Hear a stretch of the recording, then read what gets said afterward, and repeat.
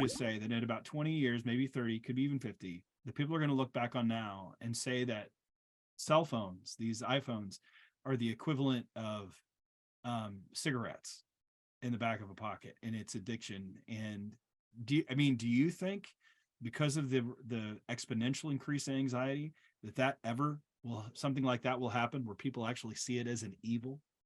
I want to think that's true. I wonder if we'll all just continue to be blinded by that. One of the things that I've said, some folks throughout interviews I've done for this book and the previous one asked me, are you optimistic about the future of the internet? I watched Terminator. No. Yeah. Yeah. It's the easy answer. The easy answer is no, for a lot of reasons. Like, I think there's a lot to be pessimistic about, frankly, regarding, like, it just doesn't seem to be getting, our relationship with the internet doesn't seem to be getting a whole lot better. Like, I've seen glimmers of hope. Like maybe people not piling on so quickly in certain areas or things like that. But the thing that is most encouraging to me is that, so we've been living in a situation in which the adults in the room don't understand how the internet foundationally works. Like, if you've seen any of these tech CEOs go before Congress, and the foolish questions that these Congress people ask them nothing has made me want to run for office more than watching Mark Zuckerberg get grilled by some senator from Vermont about some inane question.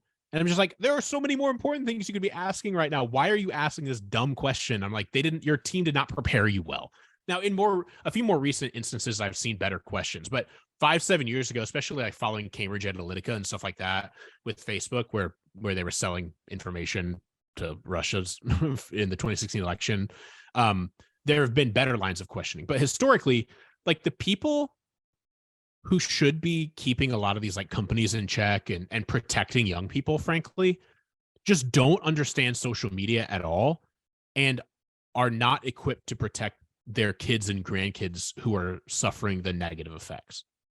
So in a couple decades,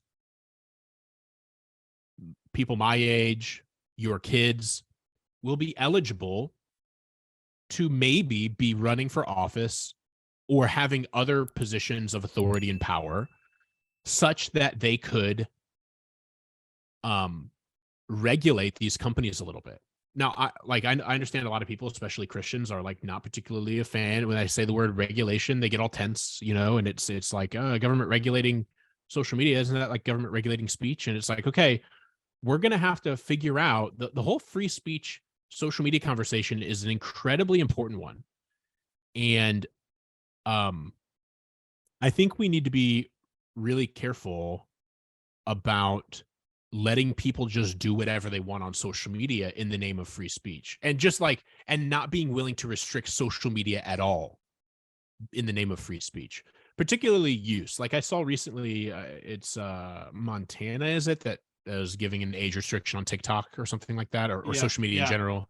Utah, I think, as well, is giving us a 16-year-old restriction on social media. Isn't it Louisiana? I mentioned something about that, like 16 years of age. Or something. A few state legislatures are trying to say, basically, until you're 16, you can't use social media without whatever permission. And I think, like, I love the heart of those ideas. I think it's impossible to enforce. I don't know how anybody's going to enforce that unless the platforms get involved. But I think my hope is that basically parents and grandparents and people in positions of power that could be reining in social media platforms today have never had to experience the very harmful effects of social media. Well, this is where you've delved into this ethical issue. It's not, to me, it's more than free speech because of what the dopamine is doing to the brain. It's actually a chemical thing. Sure.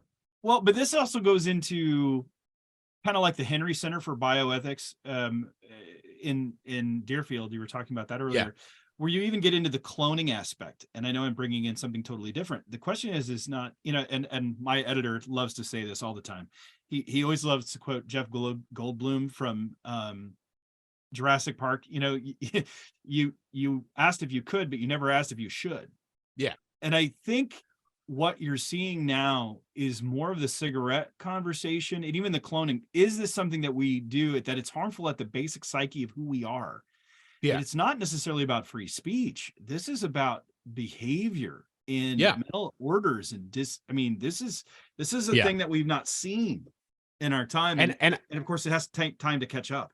And I agree that, like, I think that we need to be willing to give up our right to free speech on social media in a lot of ways because of the negatives that's like that, like the negatives of reeling in social media are definitely worth it to me. Like, even if you feel like you're giving up some sort of free speech, like I think we need to be willing to give up some of our perceived freedoms to reel in social media. To quote another Jurassic Park line along these lines, the problem is, and this is where I feel like this kind of thing is just really hard to do, is life finds a way.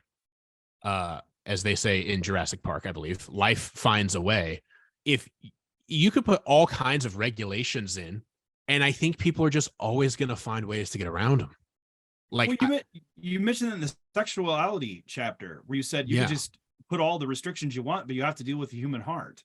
That's right. That's what, yeah. And that's really like you have to be 13 to use social media apps. Virtually every social media app requires you to be 13 to sign up. You know how many 10 and 12-year-olds use these darn apps? Like, all the time. Yeah. Like, so what are you going to do? Like, you're going to like serve a parking ticket to a 12-year-old for using Instagram? Like, what's going on? Like, how are you actually going to do this? Unless you had some type of independent verification system, like, yeah, you like can make an ID. Right. For a 13, like, yeah, it's like, that makes it hard. Yeah. And then you talk about privacy. Gosh. I mean, you talk about privacy issues. So yeah, like I'm in favor of all kinds of protections, especially for young people. However, I think practically the outworkings of that get very sticky very fast. Well, even in the free speech part that you just mentioned, because I know people are going, wait, whoa, don't go there. But the question then becomes, if my speech is limited, I am following the trajectory of somebody's communicating something. Right. And I need to have the ability to be able to speak against that big tech, if you will, because it's trying to convey meaning, whether we realize it or not. Everything's conveying some type of meaning because it's not amoral. Yeah, right. Exactly. And so I think so do I think phones will be like cigarettes? I hope we view them that way. I just don't know if our view of them is going to get negative fast enough. Like, I think it may take time.